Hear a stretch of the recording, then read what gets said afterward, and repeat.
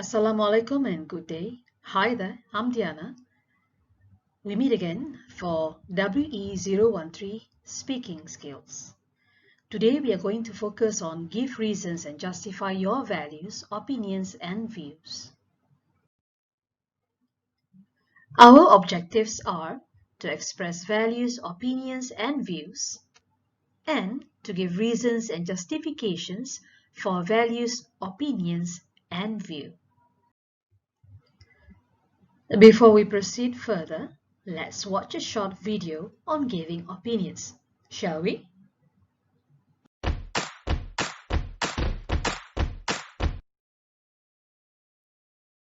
What a beautiful day. Did you know Sweden was voted the best place in the world to live? Sweden? I wonder why it was voted the #1 place in the world to live. I read that it's really safe and clean. I've never been to Sweden, but in my opinion, Canada seems like the best place to live. What makes you think that? Well, first of all, it's also safe and clean like Sweden. There are lots of parks and nature. Yes, that's true, but it's really cold. Yes, the winter is cold. The summertime is perfect. The price of living in Sweden is also reasonable compared to other countries in Europe. I think Canada is also pretty reasonable. Yes, I agree. I went there last year and the hotels and restaurants weren't very expensive. Everybody is really friendly and outgoing as well. The food is quite tasty too. There's a great selection of international foods. I want to move to Canada someday.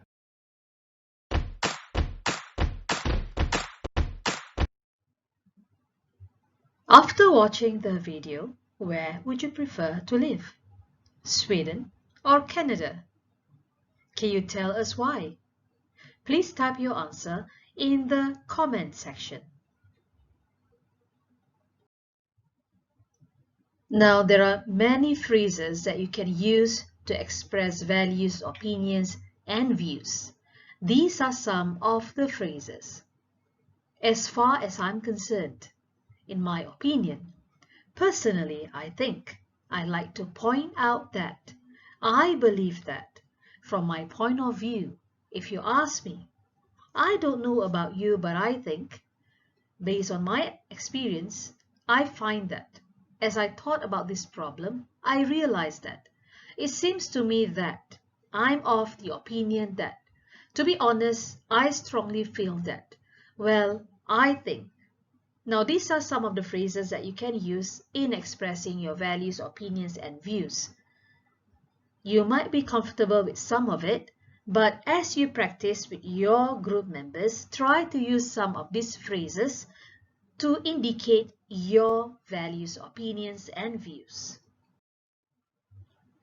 Now, in expressing your values, opinions, and views, sometimes people might agree with you, or sometimes they don't. Now, if you agree with someone's opinion, these are some of the phrases that you can use, such as exactly, yes, I agree, totally, definitely, that's so true. Oh yes, that's right. That's a good point. I couldn't agree more on this. This idea is absolutely right. I agree completely with this idea. I totally agree with you. That's just what I was thinking. That's a good point, or you can always say that's a very good point if you want to emphasize. And that's exactly what I think.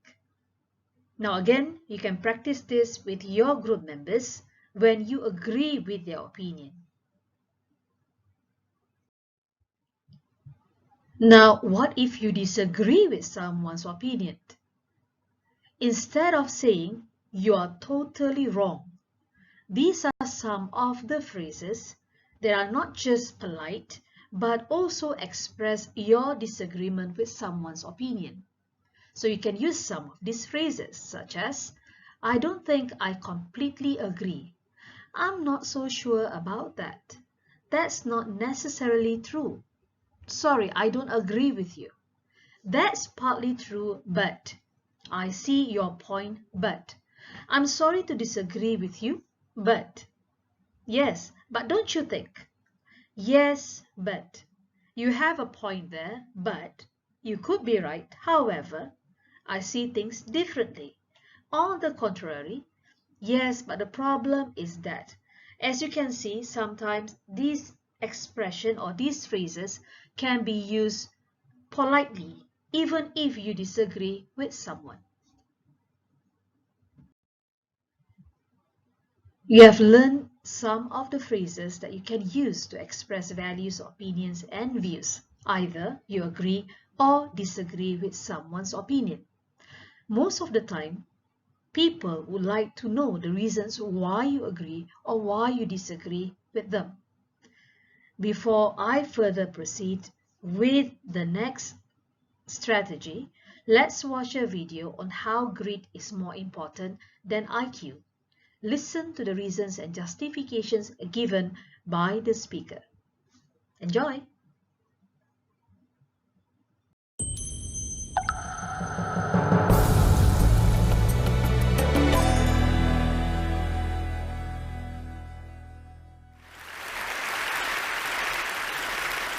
When I was 27 years old, I left a very demanding job in management consulting for a job that was even more demanding, teaching.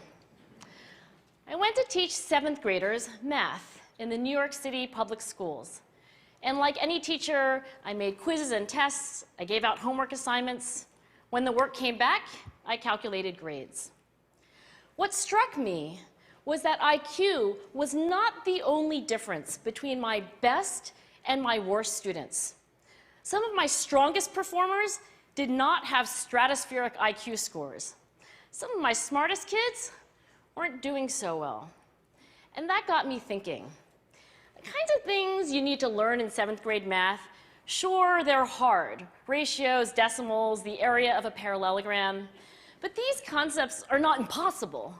And I was firmly convinced that every one of my students could learn the material if they worked hard and long enough. After several more years of teaching, I came to the conclusion that what we need in education is a much better understanding of students and learning from a motivational perspective, from a psychological perspective. In education, the one thing we know how to measure best is IQ. But what if doing well in school and in life depends on much more than your ability to learn quickly and easily?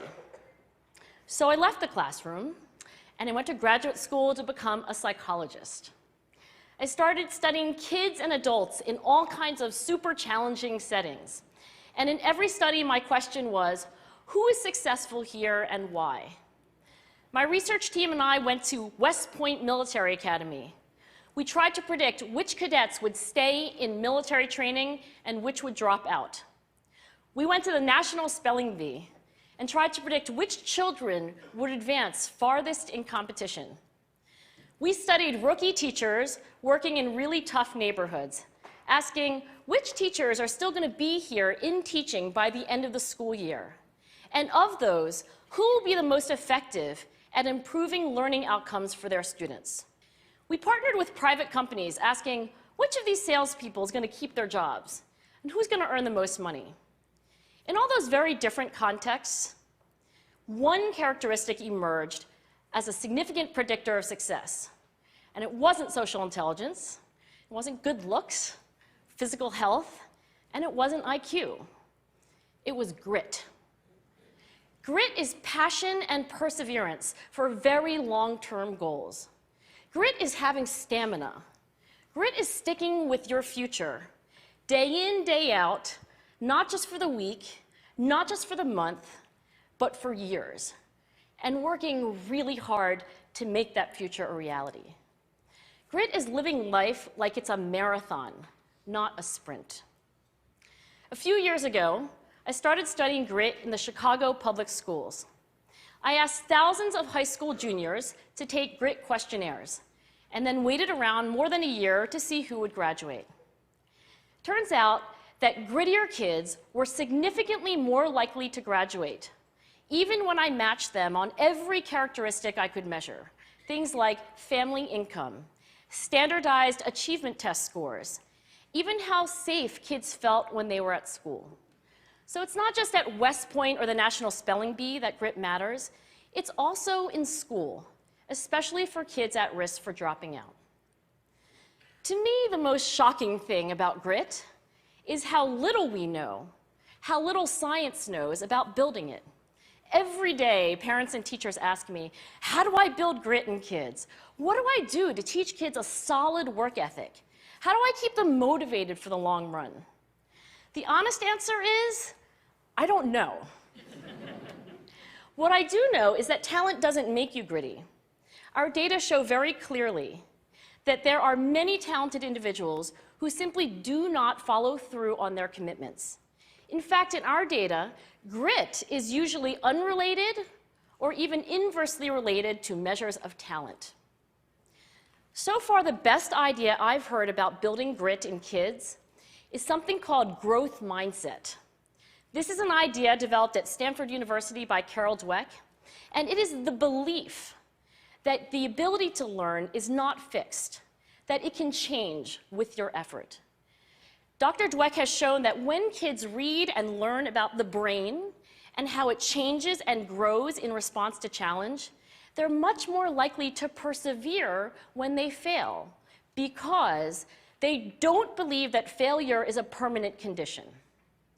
So growth mindset is a great idea for building grit, but we need more. And that's where I'm going to end my remarks, because that's where we are. That's the work that stands before us. We need to take our best ideas, our strongest intuitions, and we need to test them. We need to measure whether we've been successful, and we have to be willing to fail, to be wrong, to start over again with lessons learned. In other words, we need to be gritty about getting our kids grittier. Thank you.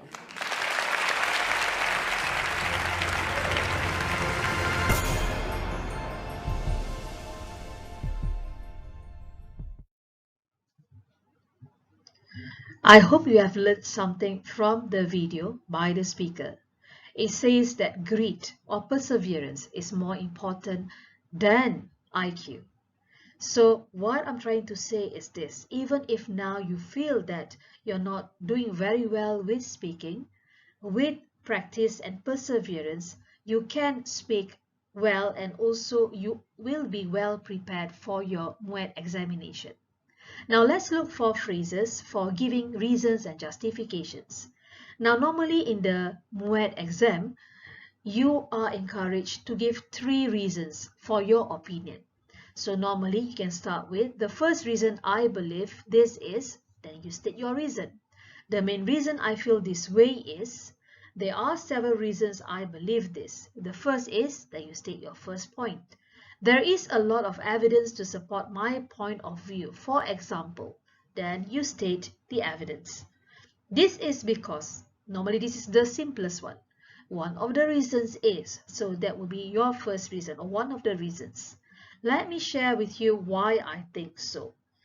Then you can also use based on what I read. It shows that. Now when you give reasons and justifications for your values, opinions and views, you must remember these 3 elements: why, how, and specific examples. So when you say that you agree with something, you have to state why and how, and also the specific examples that go with it. This is to make your opinion or your views clearer. Now let me give you a sample of how you can express your values, opinions and views supported with reasons and justifications. Now let's say the topic is some people commit crime for selfish reasons.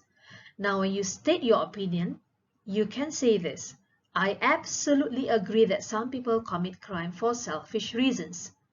But what are the reasons, or what is the reason?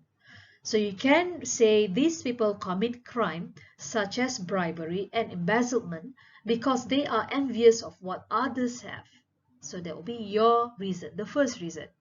Then you give them specific examples. For example, they could be surrounded with people who can afford to buy branded items such as Prada bags and Gucci shoes. As a result, they want to be able to purchase the same items and brands.